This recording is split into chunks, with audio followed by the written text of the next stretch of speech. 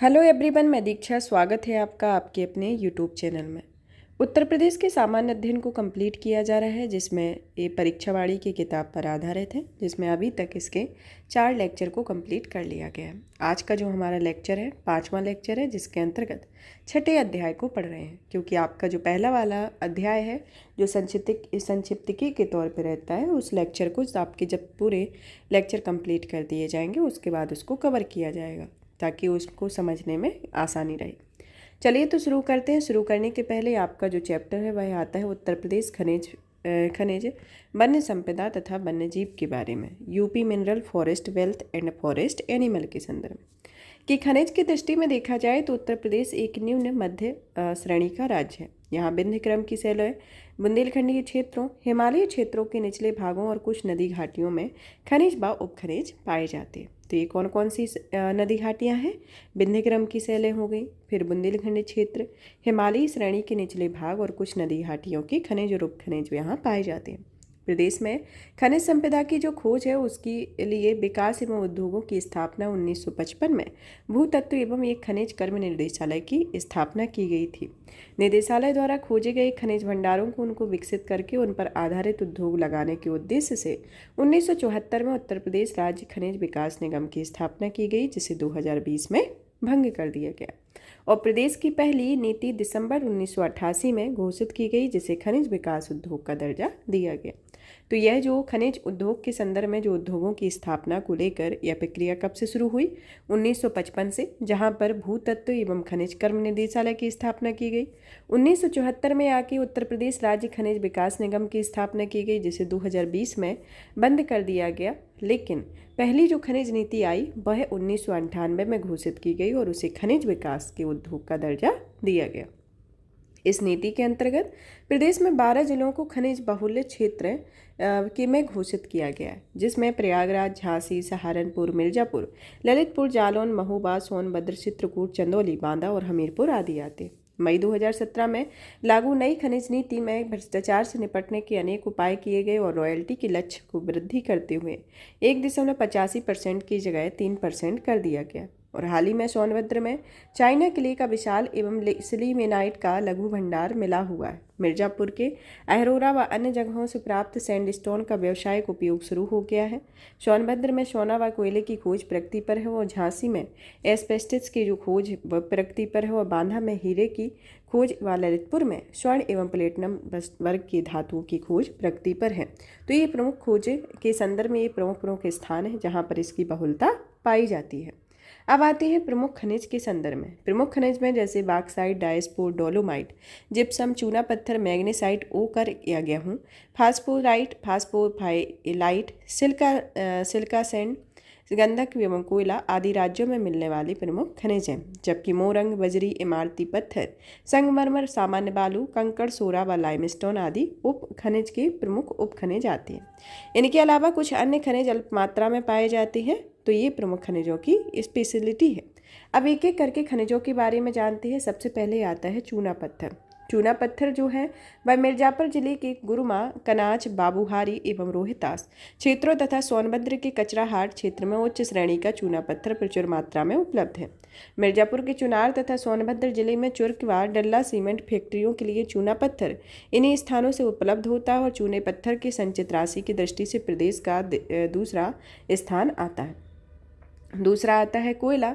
कोयला जो है वह उत्तर प्रदेश में कोयले के भंडार की दृष्टि से यह देश में 8वां स्थान रखता है। यहाँ कोयला सोनभद्र के गोंडवाना पत्थरों में पाया जाता है और सोनभद्र के सिंगरौली जिले में या क्षेत्र में प्राप्त कोयले का उपयोग ओबरा ताप विद्युत गृह और सिंगरौली संयंत्र से किया जाता है।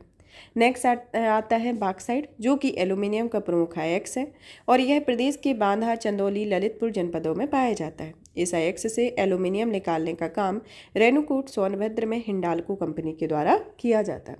नेक्स्ट आता है डोलोमाइट, जो कि प्रदेश में उच्चतर स्तर पर डोलोमाइट का खनिज सोनभद्र में कचराहाट क्षेत्र में प्राप्त होता है। इसका उपयोग इस्पात उद्योग के निस्सरण और रिफ्रिजरेटरीज तापसरे बनाने के लिए किया जाता है। बांदा जिले में भी डोलोमाइट प्राप्त होता है और यह Portland cement, plaster of Paris तथा गंधक एवं तेजाब के निर्माण में प्रयुक्त होती है। अब आता है कांच बालू या सिलिका लैंड के बारे में। जिसके उत्पादन की दृष्टि से देखा जाए तो उत्तर प्रदेश का देश में आंध्र प्रदेश के बाद दूसरा स्थान आता है। प्रदेश में गंगा तथा यमुना नदी के कांच बनाने योग्य सिलिका बालू प्राप्त किया जाता है और प्रदेश के प्रयागराज जिले के शंकरगढ़ एवं यमुना नदी क्षेत्र में चंदौली के चकिया क्षेत्र, झांसी के मुंडारी एवं बाला बहेड़ क्षेत्र तथा बांदा एवं चित्रकूट जिले के लोहेगढ़, बरगढ़, धानद्रोड़ क्षेत्र में कांच बालू प्राप्त होता है। भूगर्भविद्याओं के अनुसार प्रदेश में कांच बालू का सुरक्षित भंडार जो है वह 10 करोड़ टन से भी अधिक होता है। अब आता है पोटास लवण, जो कि खनिज प्रदेशों के प्रयागराज, चंदौली, झांसी तथा बांदा जिले में प्राप्त किए जाते हैं। एंडोलसाइट, जो कि मिर्जापुर या सोनभद्र में यह खनिज अधिक मात्रा में उपलब्ध होता है, जिसमें लोह अंश अधिक है, किंतु एल्यूमिना तथा क्षार अंश कम होता है और पोर्सिलिन तथा स्पार्क प्लग उद्योग में इसका उपयोग किया जाता है। पायरोफिलाइट के बारे में, जो कि एक खनिज प्रदेश के झांसी, ललितपुर, महोबा, हमीरपुर जिलों में पाया जाता है। इसका उपयोग ताप से और श्रमिक उद्योग में किया जाता है। इससे कीटनाशकों का निर्माण होता है। टालकी या सैलखड़ी, जो कि प्रदेश के हमीरपुर और झांसी जिलों में सैलखड़ी खनिज के भंडार है और इसे स्टीयराइट तथा सौंप स्टोन के नाम से भी जाना जाता है। इसका उपयोग सौंदर्य प्रसाधन, टेल्कम पाउडर, कीटनाशक पाउडर, टेक्सटाइल तथा कागज उद्योग के निर्माण के लिए किया जाता है। पायराइट्स, जो कि खनिज प्रदेश के मिर्जापुर व सोनभद्र जिले में पर्याप्त मात्रा में पाया जाता है। चाइना किले, जो कि प्रदेश में सोनभद्र एवं बांदा जिले के चाइना किले में पाया जाता है। फायर किले, जो कि एक नॉन प्लास्टिक है और प्रदेश में मिर्जापुर जिले के बांसी, मकरी, खोए क्षेत्र में गोंडवाना युग की चट्टानों में फायर किले के निक्षेप पाए जाते हैं। रॉक फास्फेट के बारे में, जो कि ललितपुर के दुर्माला, किमोई, मसराना, मालदेवता और चमसारी में रॉक फास्फेट के अपार भंडार हैं और यह नए क्षेत्र बांदा जिले में प्राप्त होते हैं। इस खनिज का उपयोग उर्वरक उद्योग तथा अम्लीय मृदा के उपचार में होता है। हीरा के बारे में, प्रदेश में हीरा कुछ मात्रा में बांदा में मिलता है और मिर्जापुर के जंगल में भी कुछ हीरे मिले हुए हैं। नवीन खोजों के अनुसार बेंदा के समीपवर्ती कालिंजर में हीरे के व्यापक भंडार होने की संभावना है। सोना के बारे में, सोना जो है वह प्रदेश की कुछ मात्रा में सोना जो है वह शारदा और रामगंगा नदियों की रेतों में पाया जाता है। नवीन खोजों के अनुसार ललितपुर जिले के भीखमपुर क्षेत्र तथा सोनभद्र के हरदी क्षेत्र में स्वर्ण खनिज होने की संभावना है। तांबा के बारे में, तांबा जो है वह प्रदेश के ललितपुर जिले की सोनराई क्षेत्र तांबा उत्पादन का प्रमुख क्षेत्र है। तांबा मुख्यतः आग्नेय एवं परतदार चट्टानों के नसों के रूप में मिलता है। यूरेनियम, जो कि प्रदेश में ललितपुर जिले में यूरेनियम के सीमित भंडारों की खोज की गई है। संगमरमर, जो कि अन्य इमारती पत्थर मिर्जापुर, सोनभद्र में पाए जाते हैं। एस्बेस्टस, जो कि प्रदेश में मिर्जापुर व बड़ागांव की क्षेत्र की झांसी में बड़ागांव क्षेत्र झांसी में एस्बेस्टस पाया जाता है। इसका उपयोग मुख्य रूप से सीमेंट निर्माण एवं विद्युत उपकरणों के लिए किया जाता है और इसे ताप सहन करने एवं रासायनिक क्रिया से अधिक प्रभावित नहीं होने की क्षमता होती है। जिप्सम, जो कि राज्य के झांसी या हमीरपुर जिले में पाया जाता है और इसका उपयोग मुख्यतः सीमेंट, गंधक और अमोनियम सल्फेट नामक रासायनिक पदार्थों के निर्माण के लिए किया जाता है। अब आते हैं प्रदेश में वन के बारे में। प्रदेश में वन जो है वह राष्ट्रीय वन नीति के अनुसार देश में कुल वनों का क्षेत्रफल 33.33% है, जिसमें 60% पर्वतीय और 25% मैदानी है और इन भागों का विस्तार आवश्यक है। उत्तर प्रदेश सरकार द्वारा घोषित वन नीति में राज्य के संपूर्ण क्षेत्रफल में 33.33% भाग को वनाच्छादित होना आवश्यक माना गया है, लेकिन वर्तमान प्रदेश के कुल भौगोलिक क्षेत्रफल के केवल 6.15% भाग पर वनाच्छादन और 3.08 भाग पर वृक्षाच्छादन अर्थात कुल 9.23% भाग पर वन एवं वृक्षाच्छादन पाए जाते हैं। जनसंख्या, कृषि एवं औद्योगिकरण पर वनों पर पड़ने वाले जैविक दबाव को ध्यान में रखते हुए वनारोपण कार्य को व्यापक पैमाने पर संचालित किया जा रहा है। इसे सामान्य रूप से प्रदेश में पाए जाने वाले वन उष्णकटिबंधीय है, लेकिन कुछ विशेषताओं के आधार पर इन्हें 3 वर्गों में विभाजित किया गया। उष्णकटिबंधीय नम पर्णपाती वन और उष्णकटिबंधीय शुष्क पर्णपाती वन तथा उष्णकटिबंधीय कटीले वन आते हैं। तो ये 3 तरीके के वन पाए जाते हैं। चलिए तो एक एक करके इन वनों के संदर्भ में देखते हैं। पहला आता है उष्णकटिबंधीय नम पर्णपाती वन। यह जो वन है इनको 100 से 150 सेंटीमीटर वर्षा वाले भावर और तराई क्षेत्रों में पाए जाते हैं। इनमें झाड़ियाँ, बांस के झुरमुट, आरोही पादप, बेंत, साल, बेर, गुलर, पलास, महुआ, सेमल, ढाक, कमला और जामुन के वृक्षों का बाहुल होता है। इसके अतिरिक्त इमली, शीशम, भुजेनिया आदि के वृक्ष भी पाए जाते हैं। अब दूसरे प्रकार के वन आते हैं उष्णकटिबंधीय सूक्ष्म पर्णपाती वन। ये जो वन होते हैं राज्य के पूर्व, मध्य तथा पश्चिमी मैदानों में सूक्ष्म पर्णपाती वनों का विस्तार मिलता है और यहाँ प्रमुख वृक्षों में साल, पलास, अमलतास, बेल, अंजीर आदि पाए जाते हैं। उष्णकटिबंधीय कटीली झाड़ियों के बारे में। राज्य के दक्षिणी भाग में जहां औसत वार्षिक वर्षा 50 से 75 सेंटीमीटर होती है, कटीली झाड़ियों के वन पाए जाते हैं। इन वनों में अकेशिया, कंटीली, लेगुमिनेस, यूफिबिरयास, फुलाई, कत्था, कक्को, धामन, रेउनझा, थ्योर और नीम आदि के वृक्ष पाए जाते हैं। इन वृक्षों से राल और गोंद प्राप्त होती है। इन वृक्षों की जड़ें लंबी और मोटी होती है तथा उनके तने एवं पत्तियां गांठदार होती हैं, जिससे अंदर की नमी बाहर नहीं निकल पाती है। अब आते हैं वनों के प्रशासनिक विभाजन के बारे में। वनों के प्रशासनिक विभाजन के आधार पर संपूर्ण वन क्षेत्र को 6 वर्गों में वर्गीकृत किया गया है, जो कि निम्न प्रकार से हैं। पहला आता है आरक्षित वन। आरक्षित वन में ऐसे वनों की पर्यावरणीय भूमि संरक्षण या वन्य जीव संरक्षण संबंधी संवेदनशीलता के कारण संग्रहण, कटाई तथा पशु चराई पूर्णतः प्रतिबंधित होती हैं। ये वन पूर्णतः राज्य नियंत्रण में रहते हैं। दूसरा आता है संरक्षित वन, जो कि सरकारी नियंत्रण में रहते हैं, लेकिन आरक्षित वनों की तरह इन स्थानीय निवासियों को पशु चराने और लकड़ी काटने पर प्रतिबंध नहीं होता है। तीसरे आते हैं अवर्गीकृत वन, जो ऐसे वन होते हैं जिनका अभी वर्गीकरण नहीं किया गया और ये अवर्गीकृत वन कहलाते हैं। इन वनों में भी स्थानीय लोगों को लकड़ी काटने और पशु चराने की सुविधा होती है। फिर आते हैं राजकीय वन, जो कि ऐसे वन होते हैं जो पूर्ण रूपेण राजकीय संरक्षण एवं नियंत्रण में रखे जाते हैं, इन्हें राजकीय वन कहलाते हैं। सामुदायिक वन, जो कि ऐसे वन होते हैं जो पूर्णतः स्थानीय निकायों यथा जिला परिषदों, नगर निगमों, नगर पालिकाओं या नगर पंचायतों के नियंत्रण में होते हैं और ये सामुदायिक वन कहलाते हैं। निजी वन, जो कि व्यक्तिगत अधिकार वाले वनों को निजी वन कहा जाता है और इनका नियंत्रण पूर्ण रूप से निजी व्यक्ति के पास होता है। वनों से क्या लाभ होते हैं? मानव सभ्यता के संवर्धन एवं विकास में वनों का विशेष महत्व होता है। वनों में मिलने वाले अप्रत्यक्ष लाभ और प्रत्यक्ष लाभ से ज़्यादा महत्वपूर्ण होते हैं। यह नवीनीकरणीय संसाधन है जो कि पर्यावरण की गुणवत्ता में वृद्धि करते हैं। वनों के कारण वायु एवं जल मृदा अपरदन, बाढ़ से हमारी भूमि की रक्षा होती है और वनों की पत्तियों के गिरने और सड़ने गलने से भूमि की उर्वरता में वृद्धि होती है। वायुमंडल में CO2 और O2 संतुलन तथा जलवायु को सम बनाए रखने की वनों की अहम भूमिका होती है और इनमें प्राकृतिक सौंदर्य में वृद्धि होती है। अधिक वर्षा से भी वनों का विकास का विशेष महत्व होता है और जिन क्षेत्रों में वनाच्छादन अधिक पाया जाता है वहाँ वर्षा अधिक होती है और वनों में अनेक जीव जंतुओं को संरक्षण मिलता है और इस प्रकार स्पष्ट है कि जैव और पर्यावरणीय दोनों प्रकार के संतुलन में वनों की अहम भूमिका रहती है। चीड़ से प्राप्त होने वाले राल का बिरोजाय और तारपीन तेल बनाने में उपयोगी किया जाता है और पर्वतों पर हिमरेखा के पास मिलने वाले भोजपत्र वृक्ष से प्राकृतिक रूप से कागज प्राप्त होता है और हमारे देश में प्राचीन काल से ही भोजपत्र कागज का प्रयोग होता चला आ रहा है। खैर वृक्ष के रस से कत्था प्राप्त किया जाता है। सैमल और गुलेर वृक्ष की लकड़ियाँ जो होती हैं वह माचिस की तीली और डिब्बी का निर्माण किया जाता है। बबूल की छाल से प्राप्त रंग से कपड़े की रंगाई और अन्य उपयोग हेतु इनका रंग उपयोग लगाया जाता है। तेंदू के पत्ते से बीड़ियाँ बनाई जाती हैं।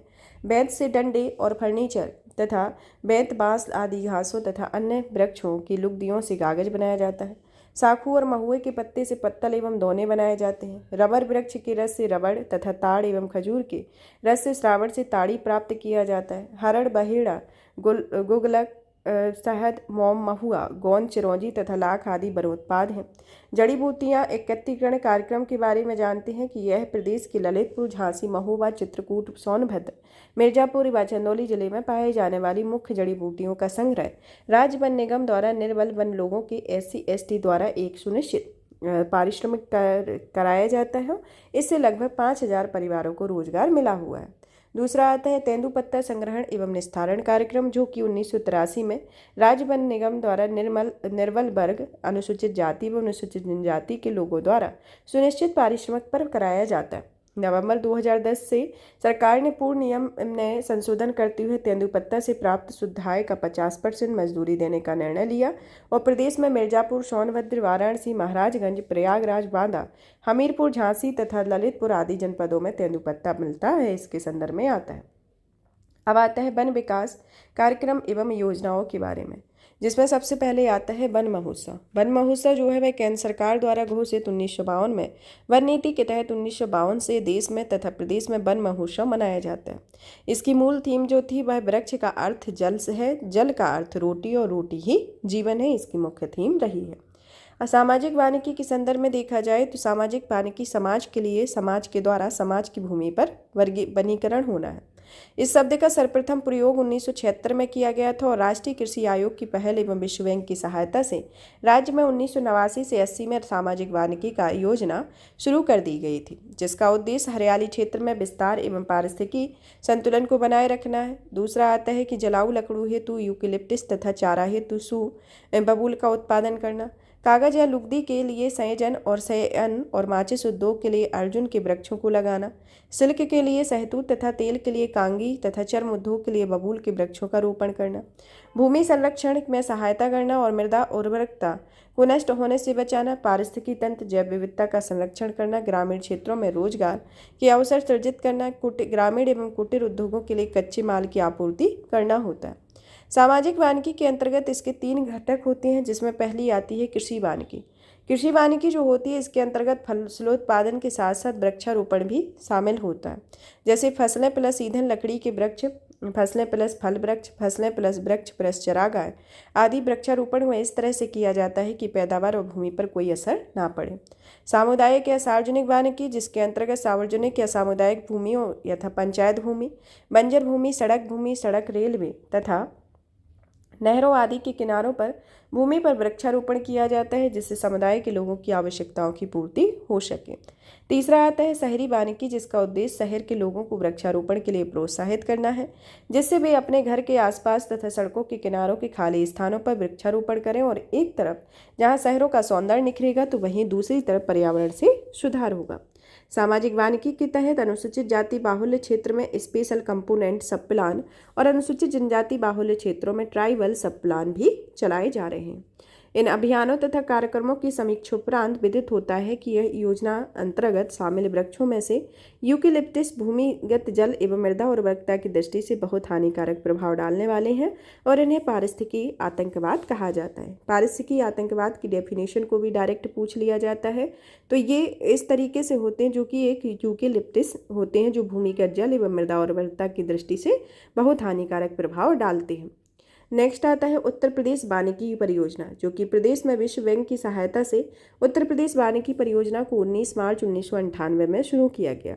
इस योजना के तहत इको डेवलपमेंट के अंतर्गत दुधवा राष्ट्रीय उद्यान, राष्ट्रीय चंबल वन्यजीव विहार के समीपस्थ 40 गांवों में पहली बार सहभागिता के आधार पर माइक्रो प्लान तैयार करके ग्राम इको डेवलपमेंट समितियों के द्वारा क्रियान्वयन आरंभ किया गया। सहभागी वन प्रबंधन के बारे में, जिसे जापान सरकार के सहयोग से जुलाई 2010 में प्रदेश के तराई, बिंद तथा बुंदेलखंड के 16 जिलों के अंतर्गत आने वाले 20 वन प्रभागों में उत्तर प्रदेश सहभागी वन प्रबंधन एवं निर्धनता उन्मूलन परियोजना चलाई जा रही है, जिसके तहत वनों के किनारे बसे गांवों में संयुक्त वन प्रबंधन समितियों के गठन कर उनके पौधारोपण कराने, वनोपज से ग्रामीणों की आय बढ़ाने और उन्हें ऋण मुहैया कराने, मृदा संरक्षण कराने और वनों को उनके कटान एवं आग से बचाने आदि कार्य कराए जाते हैं। इसे मॉनिटरिंग ग्लोबल पोजिशनिंग सिस्टम के माध्यम से कराई जाती है। इस परियोजना के तहत सोनभद्र के बेलहत्ती गांव का प्रदेश का पहला ग्राम वन घोषित किया गया है। बेलहत्ती ग्राम कहाँ का है? सोनभद्र का।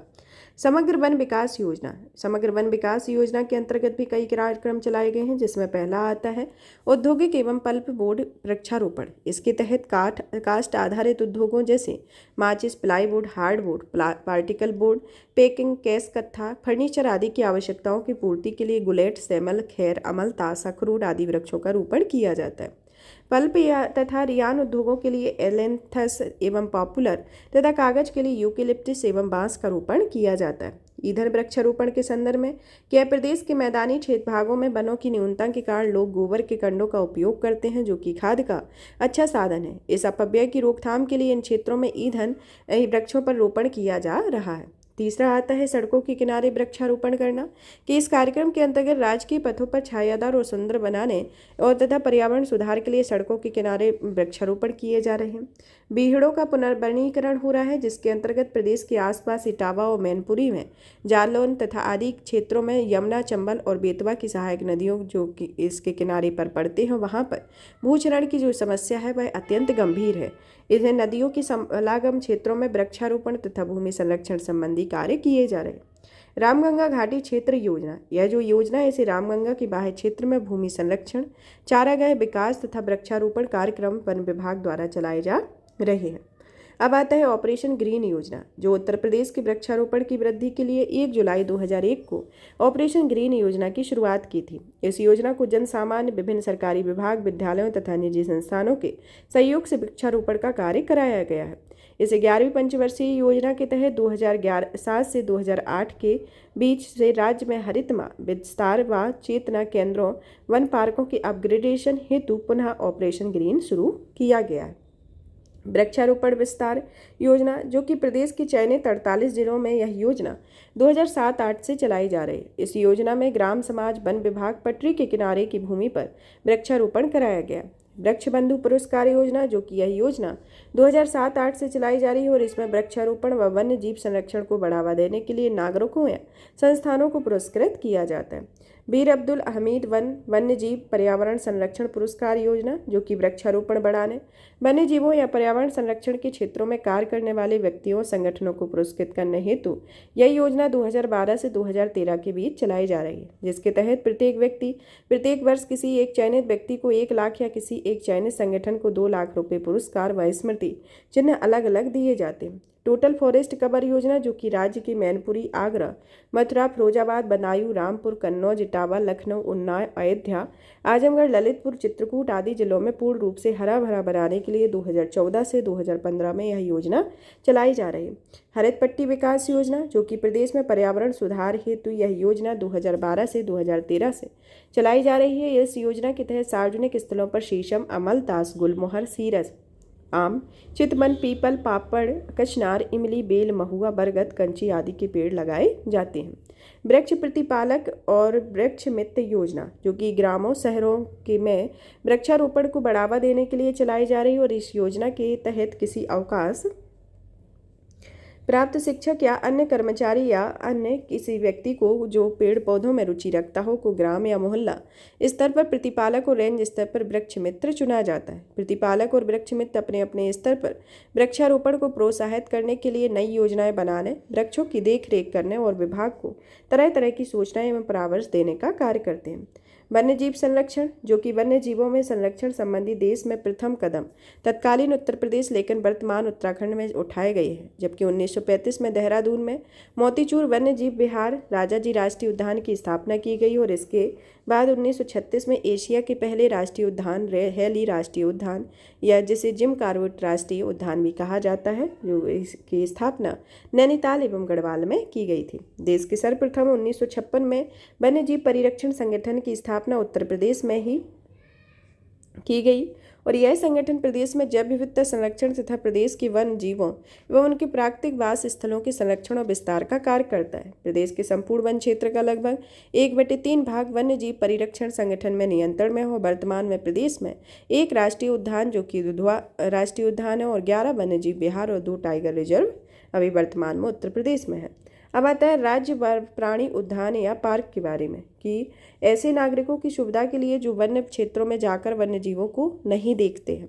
कानपुर तथा लखनऊ प्राणी उद्यानों की स्थापना की गई है, जिसमें गोरखपुर में शहीद अशफाक उल्लाह के नाम पर एक प्राणी उद्यान की स्थापना की गई। ग्रेटर नोएडा में 120 हेक्टेयर क्षेत्र का एक रात्रि वन्य जीव पार्क या नाइट सफारी पार्क का निर्माण चीन सिंगापुर में स्थापित एक नाइट सफारी के मॉडल पर किया जा रहा है और यह इस प्रकार का विश्व का चौथा तथा भारत का पहला अभयारण्य है। जन सामान्य में वन्य जीव संरक्षण एवं संवर्धन के प्रति जागरूकता उत्पन्न करने के लिए राष्ट्रीय चंबल वन्य जीव विहार के तहत इटावा के फिसर वन क्षेत्र में एक लायन सफारी पार्क, एक एलिफेंट सफारी पार्क तथा तेंदुआ, लकड़बग्घा, भालू एवं हरण सफारी पार्क की स्थापना की गई और यह एशियाई बब्बर शेरों के प्रजनन की भी व्यवस्था की गई है। अब आता है राष्ट्रीय उद्यान दुधवा के बारे में, जो कि प्रदेश का एकमात्र राष्ट्रीय उद्यान है।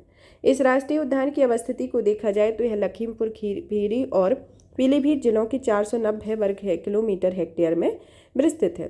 बारहसिंगा एवं सेल जैसी दुर्लभ प्रजातियों के संरक्षण एवं समुचित विकास हेतु 1968 में स्थापित दुधवा पशु विहार को 1977 में राष्ट्रीय उद्यान का स्तर प्रदान किया गया। यह घने साल वन एवं ऊंचे घासों के इकोसिस्टम के सम्मिश्रण का एक अनूठा उदाहरण है। वो इस पार्क में बाघ, बारहसिंगा, चीतल, एक सींग वाले गैंडे, बाघ, पांडा, हाथी, भालू, अजगर, सांभर आदि जीवों के अलावा बारहसिंगा, दुर्लभ प्रजाति शेरबन, डुआलिसी तथा डिस्पिड हेयर एवं चरंज जैसी दुर्लभ जंतु पाए जाते हैं और इसमें पक्षियों की 450 प्रजातियां शामिल हैं। वन्य जीव विहार के बारे में, जो कि वन्य जीवों के संरक्षण के लिए राज्य सरकार द्वारा 1956 में स्थापित संगठन द्वारा सर्वप्रथम 1957 में चंदौली स्थित चंद्रप्रभा वन्य जीव विहार की स्थापना की गई और वर्तमान में राज्य में इसमें कुल 11 वन्य जीव विहार है। वन्य जीव विहार पक्षी विहार के संदर्भ में देखा जाए तो इसमें नहरों और औद्योगिकरण के विस्तार के लिए पक्षियों के आश्रय स्थलों के निरंतर विकास एवं कई अन्य कारणों के परिणामस्वरूप पक्षियों की कई प्रजातियां विलुप्त हो गई और ये राज्य पक्षी सारस, कौवा, गिद्ध जैसी कुछ जातियां विलुप्त होने के कगार पर हैं, जिनमें वैज्ञानिकों के अनुसार गिद्धों, कौवा कोई असामयिक मृत्यु के कारण डीडीटी या बीएससी जैसे कीटनाशक रसायन है जो कि मृत प्राणी के में विद्यमान रहते हैं और ये खाकर उन्हें उदर पूर्ति करते हैं। अब आता है कि इसके अतिरिक्त यह पर्यावरणीय बदलाव, शिकार, पक्षियों को मारना भी इनके विनाश का कारण है और पक्षियों के संरक्षण के लिए राज्य वन विभागाधीन इस समय में कुल 14 पक्षी विहार है। टाइगर रिजर्व के बारे में, इसमें कुछ जो बिहार हैं और जो भी पक्षी बिहार और राष्ट्रीय उद्यान टाइगर रिजर्व हैं जो बार बार अपडेट होते रहते हैं। तो इसकी जो सीरीज रहेगी, जब आपकी ये पूरी सीरीज कंप्लीट हो जाएगी तो इसमें एक करंट अफेयर का उत्तर प्रदेश के संदर्भ में आपको प्रोवाइड कर दिया जाएगा, जिससे जो भी अपडेटेड रहेगा उनको आप पढ़ लेंगे। और अभी आपका जो दृष्टि 2024 जो आई हुई थी, जो मैगजीन आई हुई थी, उसको कवर किया गया है, जिसमें उत्तर प्रदेश स्पेशल करके आपका करंट अफेयर दिया गया है, तो उसको भी आप देख सकते हैं, जिसमें कुछ अपडेटेड हो जाएगा। और जो रहा हैगा एग्ज़ाम तक, जो आपका जुलाई में एग्ज़ाम प्रस्तावित है, जून जुलाई में, तो उस टाइम पे आपको फिर से एक करंट अफेयर की उत्तर प्रदेश स्पेशल दे दिया जाएगा। तो इसमें सभी जितने भी चीज़ें हैं उन सभी को अपडेट करके दे दिया जाएगा। अब आता है टाइगर रिजर्व, जिसमें दुधवा राष्ट्रीय उद्यान को प्रोजेक्ट टाइगर 1987 में आच्छादित किया गया है। बाद में किशनपुर वन्यजीव विहार तथा कतरनिया घाट वन्यजीव विहार क्षेत्र को भी इस टाइगर रिजर्व के अंतर्गत लाया गया था। बिजनौर के अमरगढ़ क्षेत्र को 2012 में उत्तराखंड कार्बेट टाइगर रिजर्व के बफर क्षेत्र के रूप में सम्मिलित किया गया और प्रदेश का दूसरा टाइगर रिजर्व है। पीलीभीत शाहजहांपुर के लगभग 73,000 वर्ग हेक्टेयर क्षेत्र में जून 2014 में प्रदेश का तीसरा और देश का 45वां टाइगर रिजर्व बन गया है। चित्रकूट जिले में स्थित रानीपुर वन्य जीव विहार, जो कि 230.32 वर्ग किलोमीटर और 299.05 वर्ग किलोमीटर के बफर क्षेत्र को मिलाकर अक्टूबर 2022 में देश का 53वां और प्रदेश का चौथा टाइगर रिजर्व बन गया है। एलिफेंट रिजर्व के बारे में, प्रदेश का पहला एलिफेंट रिजर्व 2009 में सहारनपुर और बिजनौर में 744 वर्ग किलोमीटर क्षेत्र में सम्मिलित करके बनाया गया है। और प्रदेश का दूसरा एलिफेंट रिजर्व तराई एलिफेंट रिजर्व, जिसे दिसंबर 2022 में दुधवा पीलीभीत टाइगर रिजर्व में 3049.39 वर्ग किलोमीटर क्षेत्र पर बनाया गया। दुर्लभ जीव के बारे में, राज्य पक्षी सारस इस समय संकटग्रस्त श्रेणी में आ गए हैं। संपूर्ण विश्व के 8,000 सारस, जो कि उत्तर प्रदेश में 40% है, जिसमें कौशाम्बी, फतेहपुर, इटावा, मैनपुरी, बुलंदशहर, अलीगढ़, औरैया, कन्नौज आदि जिलों में अधिक मिलते हैं। यह प्रदेश में गिद्ध पक्षी संकटग्रस्त श्रेणी में आ गए हैं और जून 2011 में की गई गणना के अनुसार पूरे प्रदेश में इनकी संख्या मात्र 2097 है और इनके संरक्षण के लिए प्रदेश सरकार द्वारा कई उपाय भी किए जा रहे हैं। अब आता है गांगेय डॉल्फिन के बारे में, जिसे शुई या सुसु कहा जाता है, जो कि राष्ट्रीय जल जीव घोषित किया गया और प्रयागराज से लेकर मिर्जापुर तक गंगा में इसमें अधिक संख्या में मिलते हैं। शेर, बारहसिंगा, चीतल, हाथी, भालू, गेंडा, बारहसिंगा की दुर्लभ प्रजाति, शेरवन, डुआलिसी, डिस्पेयर्ड हेयर एवं गरज, चरज जैसे जंतु लखीमपुर स्थित दुधवा राष्ट्रीय उद्यान और किशनपुर बिहार में मिलते हैं। मिर्जापुर के कैमूर वन्यजीव विहार में चीता, तेंदुआ, चिंकारा, काला हिरण आदि मिलते हैं। आगरा, इटावा, औरैया स्थित राष्ट्रीय चंबल वन्यजीव अभ्यारण्य में घड़ियाल, डॉल्फिन आदि मिलते हैं। चंदौली के चंद्रप्रभा विहार में चिंकारा, सांभर, तेंदुआ आदि मिलते हैं। एटा के पक्षी विहार को राज्य सरकार ने रिजर्व घोषित किया है। कुकरेल, लखनऊ, सारनाथ, वाराणसी में कछुआ प्रजनन केंद्र स्थापित किया गया है। काले हिरण हेतु राज्य में 2 अलीगढ़ के गभाना क्षेत्र तथा प्रयागराज के मेजा कोराव क्षेत्र गैर वन क्षेत्रीय संरक्षण केंद्र रहे हैं और राज्य में गैर वन क्षेत्र के लिहाज से सर्वाधिक काले हिरण अलीगढ़ के गभाना क्षेत्र में मिलते हैं। वन्यजीव विभाग के संबंधी कार्यक्रम के बारे में, जिसमें पहला आता है कि लुप्त प्रजातियों का प्रजनन केंद्र, जो कि लखनऊ के कुकरेल वन में 1984 से 85 में लुप्त प्राय प्रजातियों के लिए एक प्रजनन केंद्र स्थापित किया गया। यह काला हिरन, ऊदबिलाव, काकिर आदि लुप्त प्राय वन्यजीवों की प्रजनन योजना चलाई गई है और राष्ट्रीय चंबल वन्यजीव बिहार योजना के अंतर्गत यह मगर और घड़ियाल के संरक्षण के उद्देश्य से चंबल घाटी के क्षेत्र को राष्ट्रीय चंबल वन्यजीव विहार घोषित किया गया है, जो उत्तर प्रदेश, मध्य प्रदेश, राजस्थान पड़ने वाले चंबल के क्षेत्र के अंतर्गत सम्मिलित हो और यह योजना भारत सरकार के सहयोग से चलाई जा रही है। कछुआ पुनर्वास योजना, जो कि गंगा एक्शन प्लान के अंतर्गत केंद्र द्वारा पोषित कछुआ पुनर्वास योजना 1986 से 87 में चलाई जा रही है और इसके अंतर्गत मांसाहारी कछुओं का संरक्षण प्रदान किया जाता है और यह साथ ही प्रजनन केंद्रों पर इसके बच्चों का पालन गंगा नदी में छोड़ दिया जाता है। और इस योजना के तहत वाराणसी में 7 किलोमीटर गंगा प्रवाह क्षेत्र को 1989 में स्थापित देश का एकमात्र कछुआ अभ्यारण्य को मार्च 2020 में प्रयाग, भदोही, मिर्जापुर के मिलन वाले 30 किलोमीटर गंगा क्षेत्र में प्रतिस्थापित कर दिया गया। अब आता है इको डेवलपमेंट प्रोग्राम, जो कि राज्य में निम्नलिखित राष्ट्रीय उद्यानों, वन्यजीव बिहारों और बिहारों में इको डेवलपमेंट प्रोग्राम को सम्मिलित किया गया। दुधवा टाइगर रिजर्व, सुरहाताल पक्षी बिहार, रानीपुर वन्यजीव बिहार, विजन सागर पक्षी बिहार, राष्ट्रीय चंबल वन्यजीव बिहार, कैमूर वन्यजीव बिहार, समान पक्षी बिहार और चंद्रप्रभा वन्यजीव बिहार आते हैं। Integrated development of life habitat के अंतर्गत क्या क्या है? इसमें प्रदेश के समस्त वन्य विहारों के विकास हेतु केंद्र सरकार की सहायता से चलाई जा रही 2002 से 2003 में राज्य के समस्त पक्षी विहार को इस योजना के तहत शामिल किया गया। घड़ियाल प्रजनन केंद्र, जो कि घड़ियाल की लुप्त प्रजातियों के संरक्षण एवं विकास के लिए चलाई जा रही है और इस योजना के अंतर्गत घड़ियाल के अंडों को एकत्रित करके लखनऊ जिले में कुकरेल वन या बहराइच जिले के कतरनिया घाट में कृत्रिम निषेचन द्वारा बच्चे पैदा कर उन्हें का पालन पोषण किया जाता है और इन बच्चों को तैयार होने से नदियों में छोड़ दिया जाता है। टाइगर प्रोटेक्शन फोर्स, जो कि दुधवा टाइगर रिजर्व में केंद्र की सहायता से 112 सदस्यीय टाइगर प्रोटेक्शन फोर्स का गठन किया गया। अब यहाँ पर ये प्रश्नों की श्रृंखला है। चलिए तो एक एक करके इन प्रश्नों को सॉल्व करते हैं, जिसमें पहला प्रश्न आता है, बखीरा पक्षी विहार स्थित है। तो बखीरा पक्षी विहार कहाँ पर स्थित है? यह बखीरा पक्षी विहार आपका संत कबीर नगर में स्थित है, तो ऑप्शन बी होगा। नेक्स्ट आता है कि निम्न वृक्षों में से कौन सा वृक्ष पर्यावरणीय संकट उत्पन्न करता है? यह कौन सा वृक्ष है? यह यूकेलिप्टस आता है। फिर नेक्स्ट आता है कि प्रदेश में नवाबगंज पक्षी विहार कहाँ स्थित है? नवाबगंज पक्षी विहार उन्नाव में स्थित है। प्रदेश में सर्वप्रथम किस पक्षी विहार का स्थापना की गई है? तो प्रदेश में सर्वप्रथम किस पक्षी विहार की स्थापना की गई थी? नवाबगंज पक्षी विहार की। प्रदेश का सर्वाधिक विस्तृत पक्षी विहार है, विस्तृत पक्षी विहार आपके लाख पहुशी पक्षी विहार में है।